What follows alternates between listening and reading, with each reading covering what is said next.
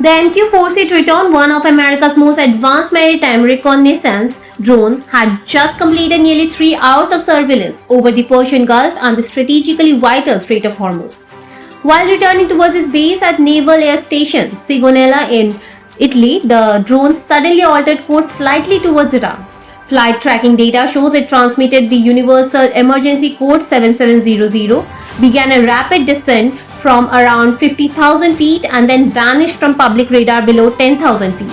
The Pentagon has not yet issued an official statement.